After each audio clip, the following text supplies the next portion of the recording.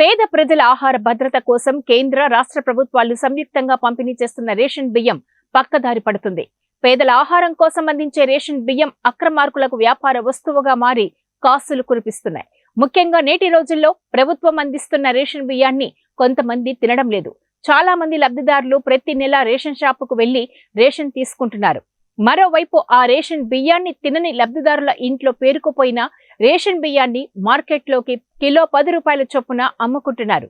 ఈ క్రమంలోనే ఈ రేషన్ బియ్యాన్ని ఇతర బియ్యంతో కలుపుతూ ఎక్కువ ధరకు అమ్ముకొని సొమ్ము చేసుకుంటున్న ఘటనలు తరచుగా వెలుగు చూస్తున్నాయి. ఈ క్రమంలో విజిలెన్స్ అధికారులు పల్నాడు జిల్లా రొంపిచెర్ల మండలం సంతిగుడిపాడిలోని ఓ రైస్ మిల్లో దాడులు నిర్వహించారు.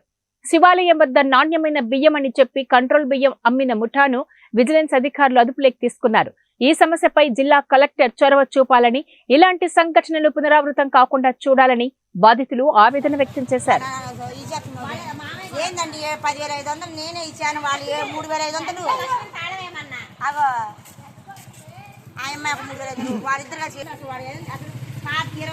చెప్పాడు